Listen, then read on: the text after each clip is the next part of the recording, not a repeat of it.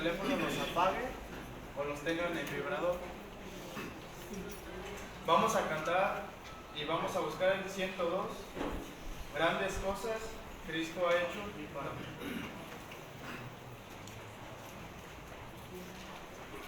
Cantemos. Ayer un buen amigo, mi amado Salvador, contaré lo que Él ha hecho para mí. Hallándome perdido e indigno pecador, me salvó y hoy me guarda para sí. Me salva del pecado, me guarda de Satán, promete estar conmigo hasta el fin. Él consuela mi tristeza, me quita todo afán, grandes cosas Cristo ha hecho para mí. Jesús jamás me falta, jamás me dejará, es mi fuerte y poderoso protector. Del mundo me separó y de la vanidad, para consagrar mi vida al Señor. Si el mundo me persigue, si sufro tentación, confiando en Cristo puedo resistir. La victoria me asegura y elevo mi canción. Grandes cosas Cristo ha hecho para mí. Yo sé que Jesucristo muy pronto volverá y entre tanto me prepara un hogar. En la casa de mi Padre, mansión de luz y paz, yo el creyente fiel con Él ha de morar. Llegándome a la gloria, ningún pesar tendré, contemplaré su rostro siempre allí. Con los santos redimidos, gozoso cantaré, grandes cosas Cristo ha hecho para mí. Más adelante, el 118, valor y fe.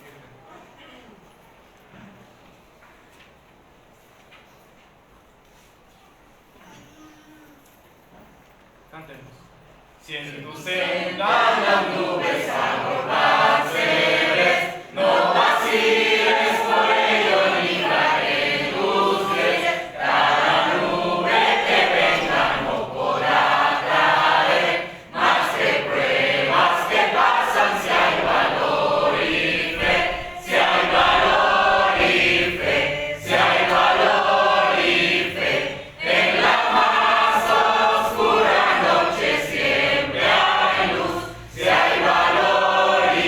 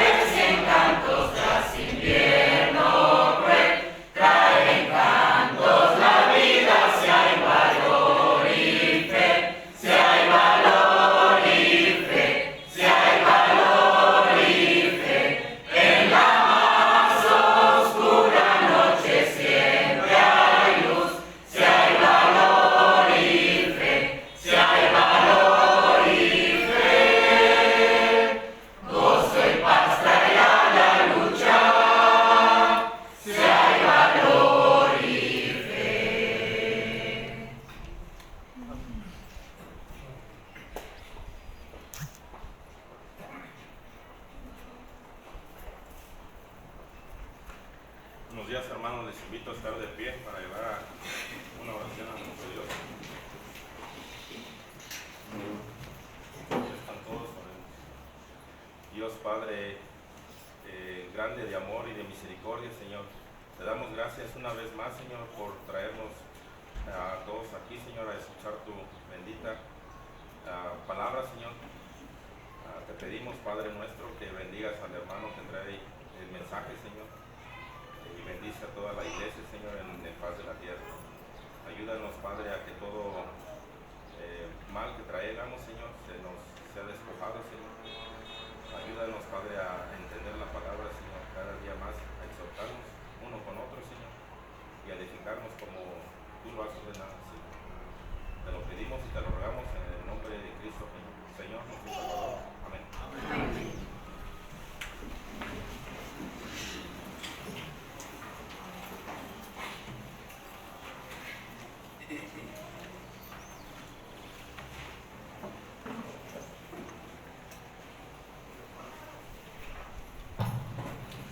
Hermanos, muy buenos días.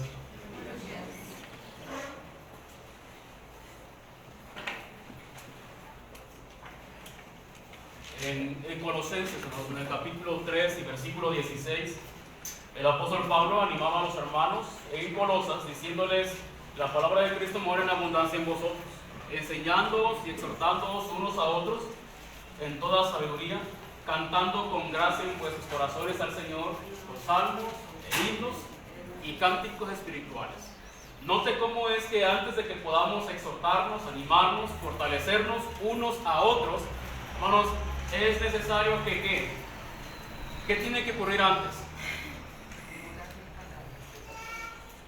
Antes de que podamos exhortarnos unos a otros, según Colosenses 3:16, ¿qué es lo que tiene que ocurrir? Que la palabra de Cristo, hermanos, abunde en nosotros, que esté en nosotros.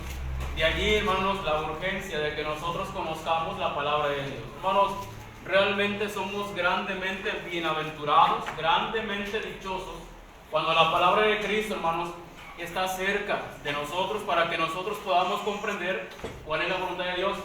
Y no solamente eso, hermanos, sino que seremos realmente, hermanos, dichosos cuando no solamente conozcamos la palabra de Dios, sino que empecemos, hermanos, a obedecer la palabra. Hay un cántico, hermanos, que dice: enséñame a amar como lo haces tú, te entregas todo y sin medida. Principalmente es posible que lo sepan los jóvenes. A lo mejor usted, digo, jóvenes de aquellos, pero aquí los jóvenes diferentes, hermanos, dice un cántico que tenemos en el himnario Cantos Espirituales, el himnario conocido como el himnario negro. Dice: yo quiero ser cual mi Jesús. Yo quiero ser cual mi Jesús, sirviéndole con lealtad, sincero y fiel. Yo quiero ser cumpliendo su voluntad. Más y más cual mi Jesús, en mi vida quiero ser. Más y más cual mi Señor, seré por su gran poder. Entonces, hermanos, la finalidad que nosotros escuchemos la palabra de Dios, que almacenemos, que guardemos, que atesoremos la palabra de Dios en nuestros corazones, siempre debe ser, hermanos, con la finalidad de que nosotros busquemos ser más como Cristo. De verdad, hermanos. Miren cómo es que los adoradores del diablo, hermanos, intentan parecerse a él, ¿o no? Sí. Los adoradores, hermanos, desde Buda y Mahoma y demás, intentan parecerse a quienes ellos están siguiendo. ¿Por qué razón entonces nosotros no deberíamos de esforzarnos por parecernos cada vez más y más al Señor Jesús, a nuestro Dios, hermanos? Entonces, hemos estado escuchando una y otra vez, hermanos, lo que es la primera carta a los Corintios, capítulo 13. Les voy a pedir que vayamos nuevamente allí, hermanos. Primera carta a los Corintios, capítulo 13, del versículo 4, vamos a leer hasta el 8a. 4 hasta el 8a, por favor. Quienes lo tengan, con voz fuerte, hermanos, voz varonil. 13, 4 en adelante hasta el 8a. El amor es sufrido, el amor es benigno, el amor no tiene envidia, el amor no es jactancioso, no se envanece, no hace nada indebido, no busca lo suyo, no se irrita, no guarda rencor, no se goza de la justicia, mas se goza de la verdad. Todo lo sufre, todo lo cree, todo lo espera, todo lo soporta. El amor nunca deja de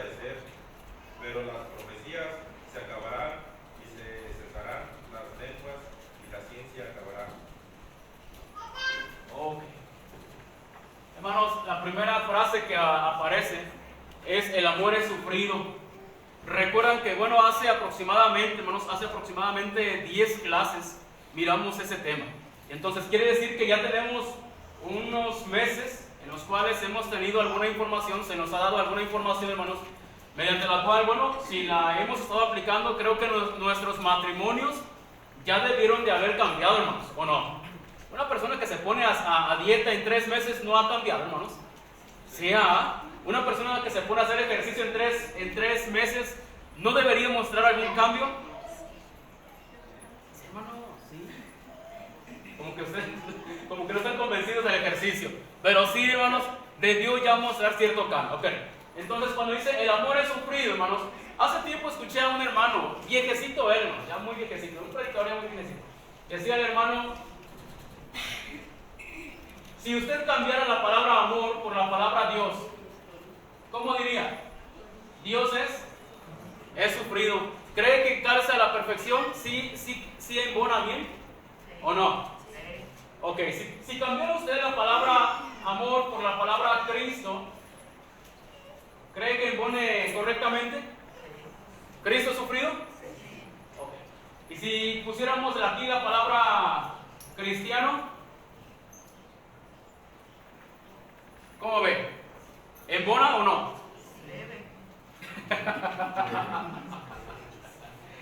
Hermanos, debe embonar. ¿Se supone que estamos siguiendo a Cristo o no? ¿Se supone que estamos siguiendo sus pisadas o no? Entonces, debe de embonar. Entonces, yo voy a poner aquí mi nombre. Ponga usted el suyo, no ponga el mío. A partir de la palabra cristiano, hermanos, en estas palabras no vemos que haya ningún problema, pero aquí como que decimos debería. Y vemos como que, bueno, puesto que nosotros somos los cristianos, entonces es ahí como nos conocemos a nosotros mismos, decimos debería. Bueno, cuando yo pongo aquí mi nombre, hermanos, y pongo Freddy es sufrido, creo que en una predicación lo hicimos, esa dinámica, hermanos. Probablemente no se entendió, pero miren, debería decir Freddy es sufrido, Freddy es benigno, Freddy no tiene envidia, Freddy no es jactancioso, Freddy no se envanece. ¿Debería calzar o no? ¿Cómo se siente cuando usted pone su nombre allí? Sí, porque no haya puesto el mío, el suyo. ¿Cómo se siente? ¿Cómo lo hace ver? ¿Bien? ¿Bien qué? Pero, bueno, a mí me sienta grande. Me he quedado muy grande porque en ocasiones, siendo sinceros, hermanos, no siempre soy sufrido. No siempre soy benigno. En ocasiones el mal me gana. En ocasiones, hermanos, siento envidia. En ocasiones, sí, soy un tanto presumido, porque es lo que la palabra jactancioso quiere decir. ¿Cómo se siente usted? Yo debo de admitir que me queda muy grande. Bueno, para mí entonces, hermanos, es un indicio, una señal de que necesito seguir trabajando. Trabajando no con usted, conmigo. Trabajando conmigo. Entonces, cuando dice allí, no es indecoroso, Freddy no es indecoroso, a veces falto al decoro. No siempre, hermanos, busco, dice el amor no busca lo suyo. Bueno, en ocasiones sí busco lo mío. Posiblemente usted no, yo sí llego a caer todavía en ese problema. Freddy no se irrita, sí, hermanos, de repente sí me gana el enojo. No guarda rencor. Bueno, es un constante estar sacando la basura que se almacena en el corazón para que no haya rencor. El amor, dice en el 6, no se goza de la injusticia. Bueno, en ocasiones hay ese problemita todavía. Entonces, no quiero yo, hermanos, que piense, bueno, el hermano Freddy es el peor pecador. Posiblemente sí, hermanos. Pero más bien mi intención es que veamos y que seamos honestos de que sí necesitamos todavía, hermanos, trabajar con nosotros. ¿Para qué? Para que en mi matrimonio, hermanos, haya un buen esposo. Esta es la definición de un buen esposo. Y yo espero que también, bueno, mi esposa haya hecho la misma dinámica, ¿verdad? Porque un matrimonio, hermanos, no se va a mantener solamente con uno, sino con ambos. Y por supuesto, Dios en medio de nosotros. Entonces, hermanos, en esta ocasión vamos a ver lo que es el amor El amor. El 7, el amor todo lo sufre.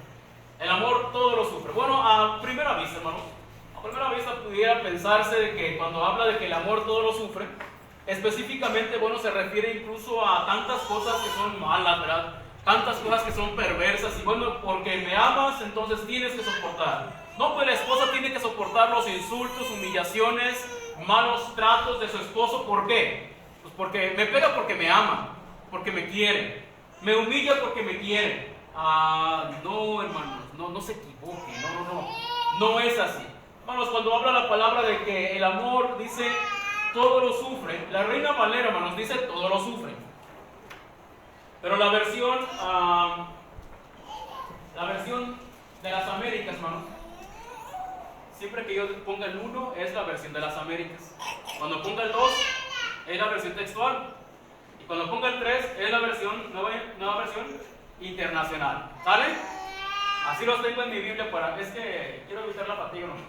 Estar poniendo todo eso. ¿Okay? Entonces, de las Américas, hermanos, dice en la versión digital, tiene una nota que dice: el amor todo lo cubre.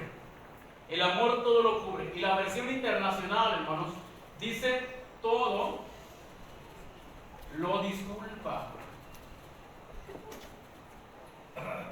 Hermanos, no sé cómo se sientan ustedes, pero cada vez que su servidor al menos habla de lo que es el amor y entra a meditar un poquito en ese aspecto, hermanos, en lo personal veo de que en ocasiones tenemos un concepto de lo que es el amor sumamente distante, hermanos. De verdad, muy distante. Dice la internacional: el amor todo lo disculpa. Y una versión, hermanos, que es paráfrasis, la Nueva Traducción Viviente, dice: el amor no se da por vencido. El amor no se da por vencido. Entonces, hermanos, cuando hablamos de esta palabra, se refiere, esta palabra que aparece aquí, esta palabrita, hermanos, en el idioma griego, hermanos, es la palabra stego.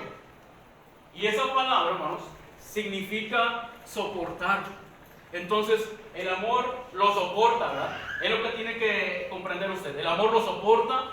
También se refiere, hermanos, a el amor lo tolera. El amor, dice, sobrelleva la molestia o la dificultad. Y esa parte, hermanos, posiblemente sea la que más luz arroja en esta palabra. El amor sobrelleva una situación o una dificultad, hermanos. Entonces, cuando hay cosas que nos están incomodando, note que es muy diferente, hermanos. Una cosa es aceptar o justificar y otra cosa es sobrellevar. No es lo mismo. Entonces, en ocasiones pensamos que cuando hay deficiencias, hermanos, en ocasiones pensamos que, bueno, como es el esposo o la esposa, tiene que aguantarse.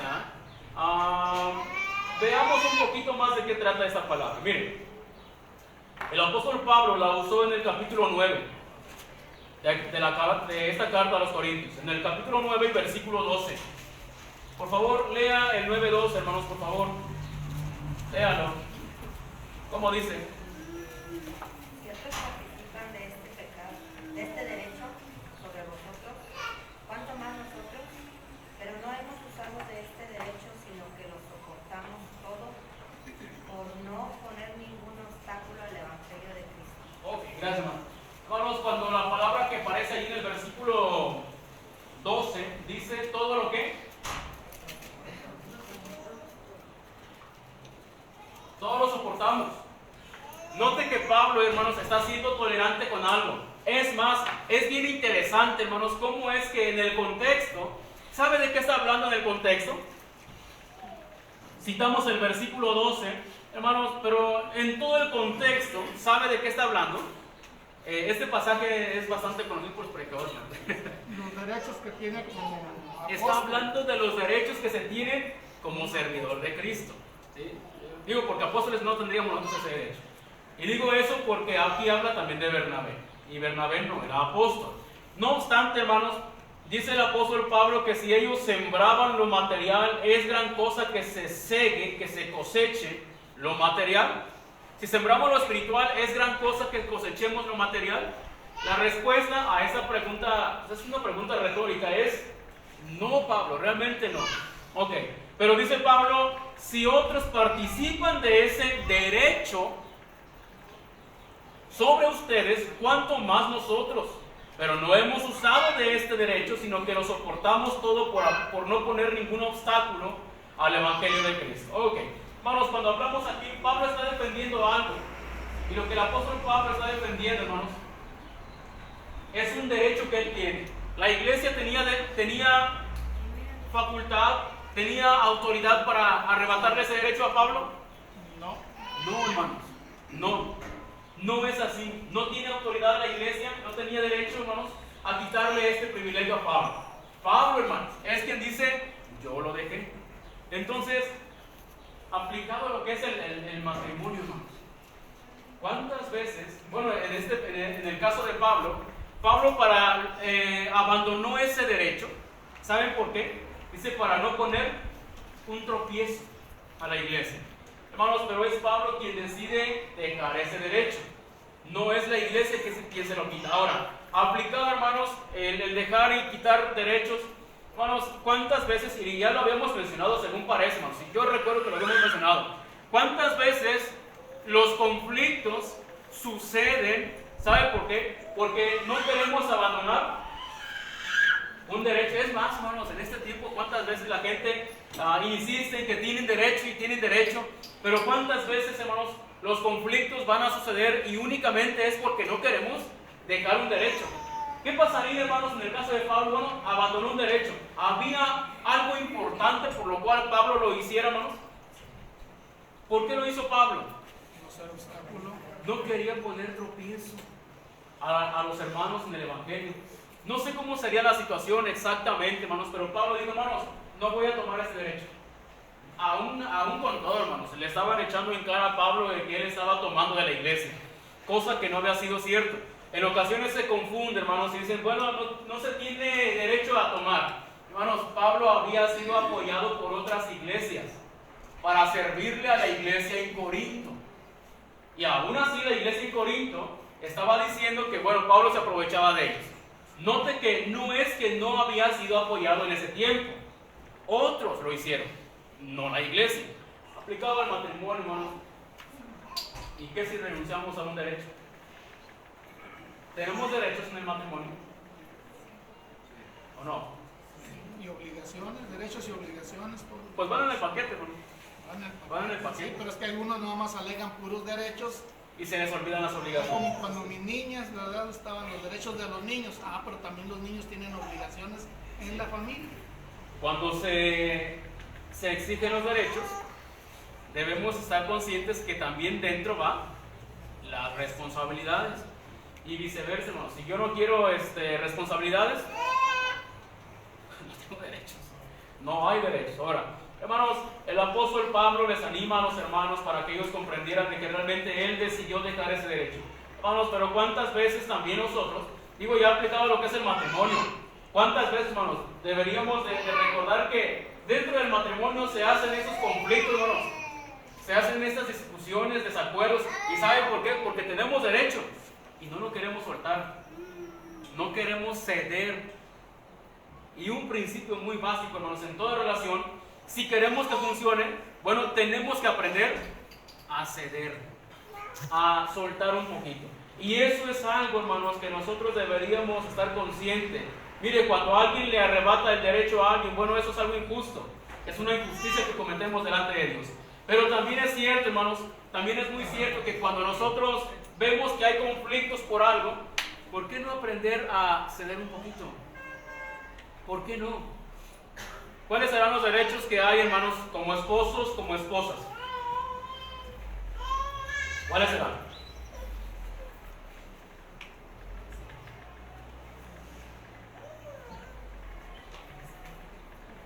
Tenemos derecho al respeto.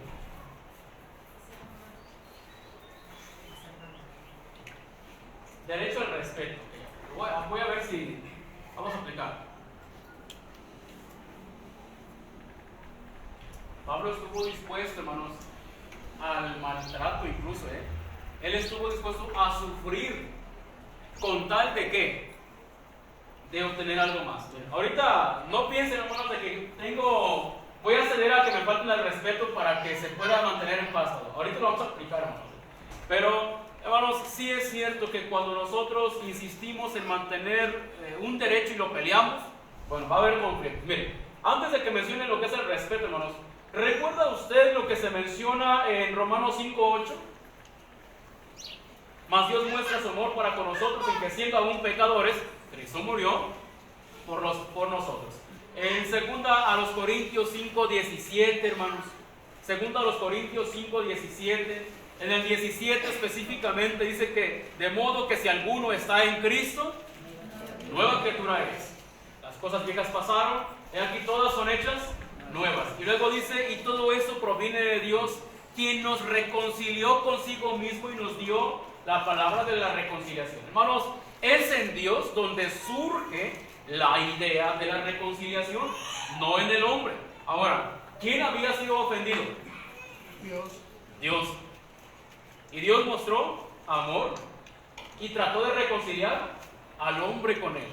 No solamente, hermanos, estuvo dispuesto él a dar el primer paso, hermanos, sino que todavía él pone los medios completamente. Él ofrece al Señor Jesús con el único propósito, hermanos, de que esa maldad o esa deuda que había, bueno, fuera cancelada. Entonces, en este contexto, hermanos, en ocasiones dentro de lo que es esta palabrita, hermanos, de soportarnos, no queremos ceder ni un poquito. Dios, de cierta manera, sí se dio, hermanos. Sí se dio, porque Él tomó la iniciativa primero. Él lo hizo, hermanos, tomó la iniciativa. Y no solamente lo tomó, sino que Él estuvo dispuesto a poner el precio, a pagar el precio, con el único fin de que nosotros pudiéramos guardar comunión con Él. Así lo hizo Él. Ahora, ¿sí, hermano? ¿Qué va a pasar después de que Él se dio, que Él puso el medio y que la otra parte no quiere ese medio? Lo rechaza. ¿Qué va a pasar? ¿Qué va a hacer Dios? ¿Va a seguir tolerando? Hasta cierto punto, hasta que haya vida. Después de eso, ¿qué viene? Una expectativa de juicio y de castigo eterno. Eso hay que tenerlo en cuenta también, porque alguien puede ceder. Ya cedí, tú, ahora es tu parte. No, yo no quiero hacer nada. Sálvame así como estoy. Sí, pues tienes que hacer algo. En Isaías, hermanos, en el capítulo 1 y versículo 18, hay un principio también que básicamente es este, hermanos. Isaías, otro pasaje que también es muy conocido, dice, mas Dios muestra su amor para con nosotros. Perdón, dice, venid luego, dice Jehová, y estemos a cuentas. Si vuestros pecados fueren como la grana, como la nieve, serán emblanquecidos. Si fueren rojos como el carmesí, vendrán a ser como blanca lana. Dice, cuando dice la Reina Valera, estemos a cuentas, hermanos.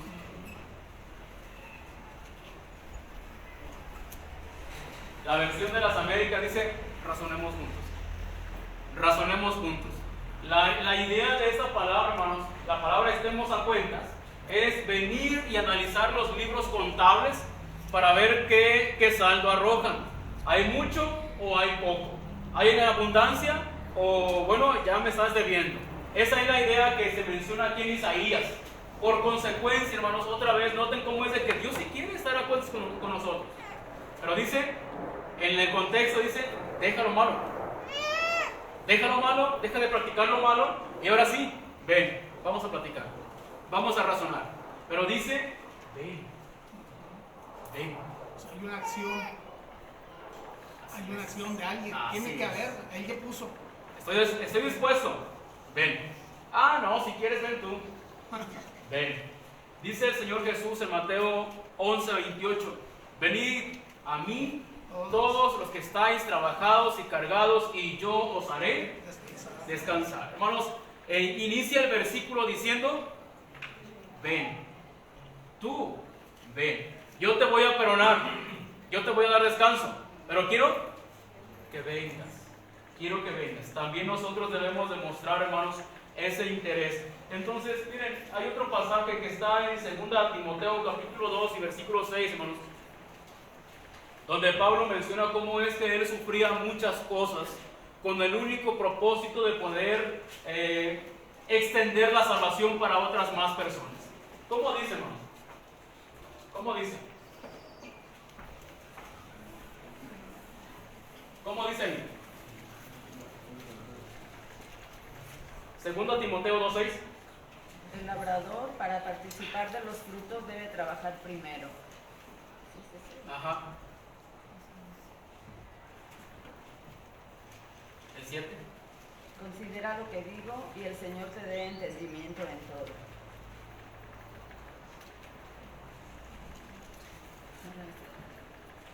La última vez que lo vi, ahí estaba. Es el 9, hermana. Se volteó el 6. Es el 9. En el cual sufro penalidades hasta prisiones a modo de malhechor, mas la palabra de Dios no está presa. Y el 10, por favor. Por tanto, todo lo soporto por amor de los escogidos, para que ellos también obtengan la salvación que es en Cristo Jesús con gloria eterna. Gracias. Hermanos, quisiera decirles de que, bueno, las cosas buenas se van a obtener sin un esfuerzo, pero no es cierto. Usted lo sabe, no hay, hermanos, cosas buenas, cosas provechosas que se obtengan simplemente, hermanos, que se las encontró por la calle, se las encontró ahí como piedras tiradas. No es así, cuestan, hay un esfuerzo que se tiene que hacer. Entonces, el apóstol Pablo, hermanos, voy a esto, dice en el versículo 10, cómo es que él soportaba cosas con tal de extender, hermanos, la salvación a otras personas. Entonces, miren, la idea de esta palabra, hermanos, de que el amor todo lo sufre, no es otra sino que en primera instancia nosotros debemos estar conscientes de que las personas y todo el mundo, hermanos, bueno, a lo mejor hasta usted, tiene también deficiencias. Necesitamos comprender que todos tenemos deficiencias. Y como tenemos deficiencias, debemos estar dispuestos a trabajar con las deficiencias de nuestro cónyuge. Esa es la idea. Es exactamente la idea. Recuerda a Gálatas capítulo 6, 1 y 2, cuando dice, si alguno fuere sorprendido en alguna falta, vosotros que sois, hermanos, yo no sé por qué en ocasiones nos alarmamos, nos escandalizamos de que la gente tenga deficiencias, de que la gente incluso, hermanos, la palabra que aparece allí, si alguno fuere sorprendido en alguna falta, hermanos, se refiere a pecados. Falta es transgresión. Falta, hermanos, es cuando está cometiendo algo que va en contra de la voluntad de Dios. Entonces, cuando uno de nuestros hermanos sea sorprendido en algún pecado, en alguna transgresión, ¿qué es lo que tenemos que hacer?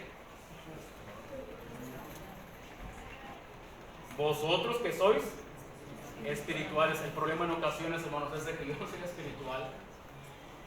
No soy espiritual. Y atiendo o trato de solucionar las cosas como un carnal.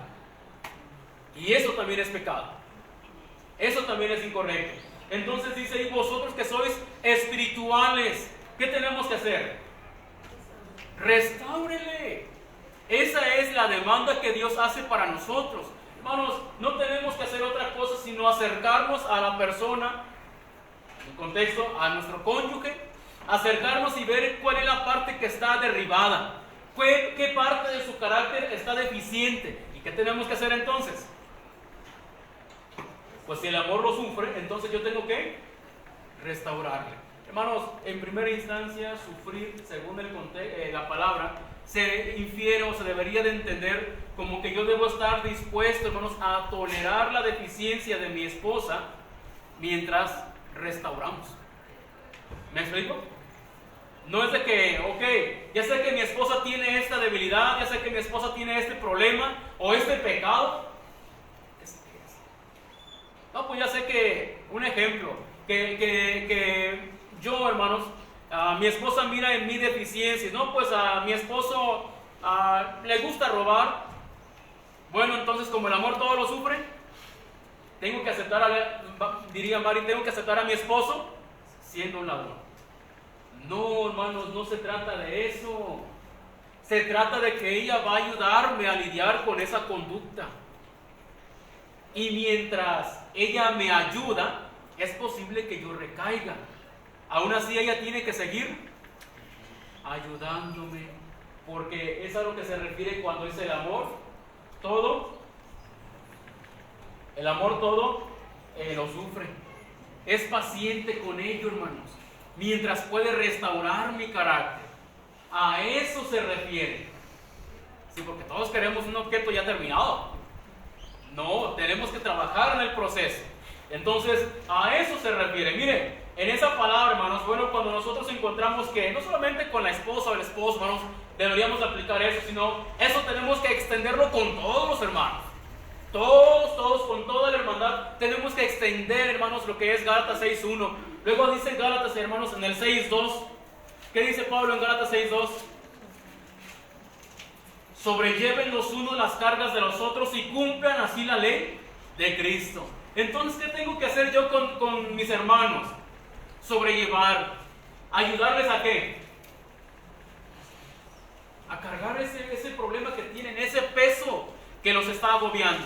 Yo tengo que llevarlos, hermanos. No es coincidencia que esta expresión, sobrellevar las cargas los unos de los otros, no es coincidencia que se esté mencionando cuando habla, hermanos, de que, bueno, tenemos que ayudarnos en cuanto haya algún problema de conducta, sobre todo de pecado. Tenemos que ayudarnos, hermanos. ¿Qué clase de persona, de cónyuge, qué clase de cristiano sería yo, hermanos, si yo no me esfuerzo en ayudar a mi esposa para que ella se mantenga cada vez más cerca de Dios? Hace tiempo miré algo así, miren. Posiblemente usted lo haya visto. Este es el hombre, esta es la mujer y aquí está Dios. No sé si lo ha visto ese por ahí. Y mencionaba cómo es que entre más nos acerquemos a Dios, más cerca estaremos uno del otro. Sí, porque Dios interviene, hermanos. Somos 3 en el matrimonio, no somos 2. Y el matrimonio es de Dios primeramente. Es, hermanos, la franquicia de Dios. Entonces yo tengo que acercarme cada vez más a Dios para que de esa manera, hermanos, yo pueda estar cerca de mi esposa. Si yo estoy lejos de mi esposa, hermanos, es porque estoy lejos de Dios también. Es una consecuencia. Entonces tengo yo que aprender a ayudar a mi mujer, hermanos, a mi esposa, en las deficiencias que ella tiene. Ella tiene que ver, hermanos, porque ¿quién es el que conoce nuestros defectos, hermanos? ¿Y quién no es el que conoce, hermanos? Pues Dios sí, por supuesto, pero en el matrimonio, ¿qué? Sí saben, hermanos. Sí saben, en ocasiones nos volvemos un tanto así ásperos con ellas o ellas con nosotros, porque nos decimos luego las deficiencias y en ocasiones no le damos vuelta. Ey, deja de ser chismosa. Ey, deja de hacer esto ya. Eres bien flojo. Bueno, no le buscó la forma, nos dijo bien directo. Pero sí, hermanos, en ocasiones nos molestamos porque llegamos a ser muy directos. Eso es lo que tenemos que hacer. Miren, esto, hermanos, guarda completa armonía con lo que se menciona por parte del Espíritu Santo a través de Pablo en Efesios capítulo 5, versículo 25 hasta el versículo 27.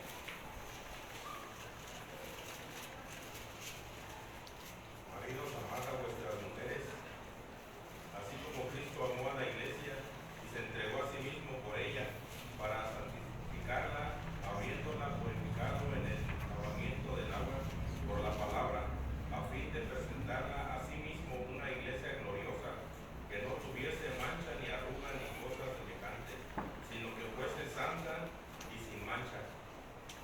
Gracias, hermano. Miren, es bien interesante, hermanos, cómo es de que el amor una y otra vez se encuentra relacionado a lo que es el sacrificio, a lo que es el esfuerzo, a lo que es incluso el sufrimiento, hermanos, por tratar de lograr algo.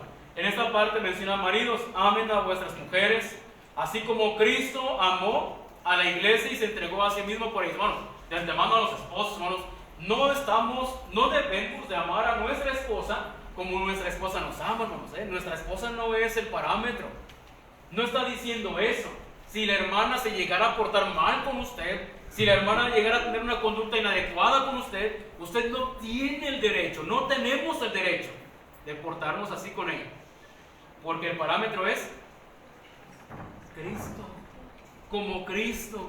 Ok, ¿cómo lo hizo Cristo? Hermanos, cuando nos encontró Cristo, porque nosotros somos la iglesia, ¿cómo éramos? ¿Cómo estábamos?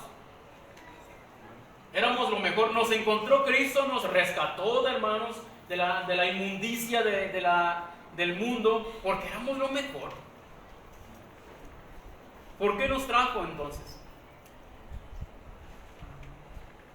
Y otra cosa, hermano, dice que a Cristo le gusta la iglesia santa, ¿o no? A Cristo le gusta la iglesia pura, ¿o no? ¿Y qué es lo que tuvo que hacer Él? ¿Mande? Sí lo limpió, pero ¿qué hizo Él? ¿Qué hizo Él, hermanos? ¿Mande? Se entregó a sí mismo. El lavamiento, la santificación tienen un costo, ¿o no? Y el costo, hermanos, implicaba que alguien debería de pagar. Le dijo Cristo a la iglesia, pues para que estés limpia, págalo tú. ¿Eso le dijo? Cristo dijo, yo estoy dispuesto a pagar. Yo me voy a ofrezco mi vida con tal de que tú puedas estar limpia. Yo lo voy a hacer. Yo me voy a ofrecer. Hermanos, miren, en este tiempo hablar de esos temas son un tanto complicados porque lamentablemente el feminismo está al tope, hermanos. Al tope, de verdad. Pero ¿cuántas veces, hermanos, no hemos comprendido que el feminismo ha sido parido por el machismo, hermanos? De verdad. Una mujer que mira que su esposo la cuida, una mujer que mira que su esposo, hermanos, se sacrifica por ella. Digo, sí pudiera pasar, pero se necesita que sea una mujer terrible para que no pueda ella sujetarse a su marido. Ver que hay alguien que la está cuidando, ver que hay alguien que está viendo por ella. Sí, digo, sí puede pasar, por supuesto, creo que sí puede pasar. Pero creo que también serían muy pocas mujeres las que hicieran eso. Un hombre que sí esté pendiente de ella. Entonces, hermanos, el ejemplo que tenemos de parte del Señor Jesús es que nosotros mismos tenemos que ofrecernos para poder ayudar en las deficiencias de nuestra esposa. Nosotros tenemos que ofrecernos. Yo tengo que hacerlo. Yo debo de hacerlo para que mi esposa pueda hacer lo mejor. Eso es lo que Dios espera de usted y de mí. Ahora, aplicado en forma inversa, también las esposas, hermanas, pueden ayudarnos para que nosotros seamos lo mejor. Cuando estamos desalentados, ellas tienen que alentarnos. Cuando nosotros estemos, hermanos, cayendo en alguna tentación, ellas tienen que ayudarnos. Y viceversa. Yo no sé, hermanos, por qué en ocasiones somos tan temerosos de admitir, tengo un problema con esto. Ayúdame. Y en ocasiones las esposas, hermanos, no deberían de enojarse cuando el esposo les pida ayuda. Al contrario, deberían de ellas estar prestas.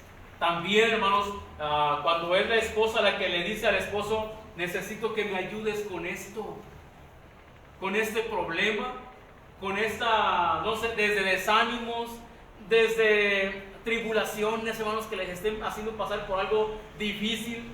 Hermanos, nosotros tenemos que ayudarlas a ellas para que se mantengan cerca de Dios. No sé por qué deberíamos tener el pensamiento de que mi esposa no tiene derecho a ser tentada. No sé por qué. Yo sí tengo derecho a ser tentado, pero mi esposa no.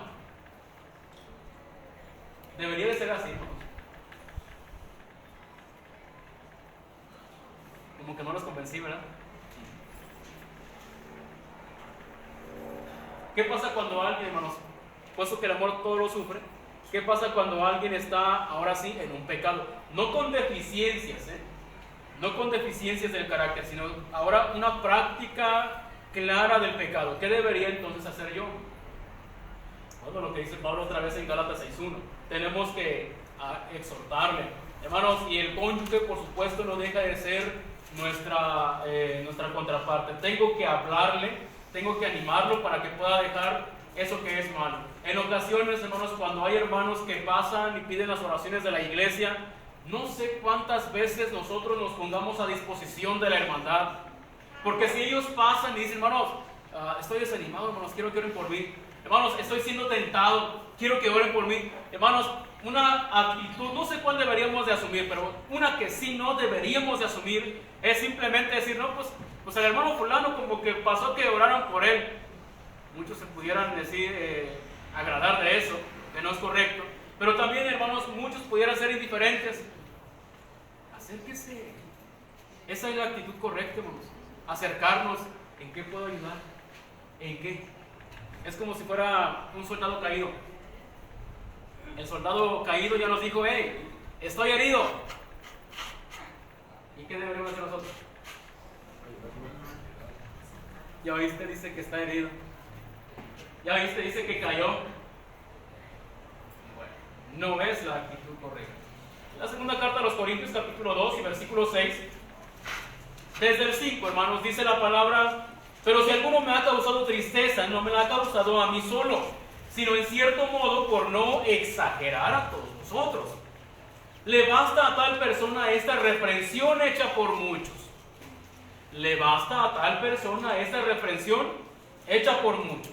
Así que al contrario, ustedes más bien deberían de perdonarle. Una vez que ya señalamos lo que es incorrecto, ¿qué es lo que sigue? El hermano o la hermana, el esposo o la esposa se arrepintieron. ¿Qué deberíamos hacer? Perdonarle. Perdonarle. Entonces, ¿para qué le llamó la atención? ¿Para qué le exhortamos? ¿Para qué le dijo a la esposa o al esposo que había algo que era incorrecto? Por cierto, cuando usted señale que algo es incorrecto, está obligado a poner la solución, a señalar la puerta, a señalar qué es lo correcto. Si no, nada, señor. Dice entonces, una vez que la persona ya se arrepintió, dice, al contrario, ustedes deberían de perdonarle. Por cierto, la palabra se refiere a soltar a un prisionero. Dice, y consolarle. Y consolarle. Voy a poner ese ejemplo. No sé si usted tenga todavía niños chiquitos, pero piense por favor que a uno de sus niños lo disciplina y es tan rebelde el chamaco que bueno, tuvo que sacudirle el polvito. Le sacudió el polvito y pues recapacitó. Y ahí viene su muchachito ante usted. ¿Qué tiene que hacer? Y para la próxima te va a ir peor. Ya entendió.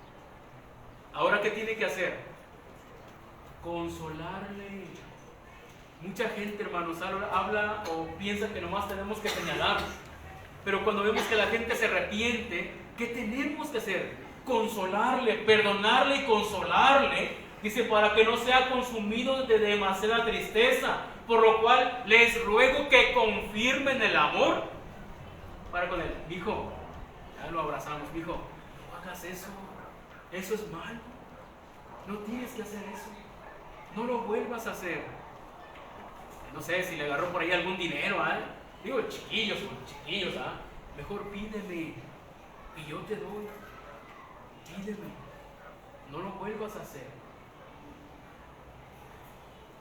Eso se le llama disciplina. Es la disciplina completa. No es solamente cuando usted llamó la atención y señaló el error. No es. No ha pasado. Entonces, hermanos, si queremos, necesitamos que más matrimonios tengamos esa conducta. Sí, tenemos que soportarlo. El amor todo lo sufre. Mientras nuestro cónyuge está cambiando, hermanos, vamos a estar soportando esas deficiencias. Haz esto otra vez. Busque la forma para que la persona pueda comprenderlo. En Santiago 5, 19 y 20 dice que el amor va a cubrir, hermanos, multitud de pecados. ¿Cómo lo va a cubrir? No se está refiriendo a que va a ser condescendiente. Bueno, pues fulanito le gusta andar haciendo cosas que no debería, viendo lo que no debería, pues lo voy a aceptar así. No está diciendo eso. No se refiere a eso. Y también lo mismo se menciona en la primera carta de Pedro 4:8. El amor va a cubrir multitud de pecados. Sí. Vamos a ayudar a que esas faltas queden ocultas. Entonces, ahora tenemos que trabajar de esta manera. Todos queremos un producto terminado, pero este producto del matrimonio, hermanos, Dios espera que usted y su esposa, su esposo, trabajen. Ambos deben de estar trabajando. Ambos deben estar dispuestos para que el matrimonio, hermanos, sea lo que Dios espera que sea. Hermanos, gracias por su atención.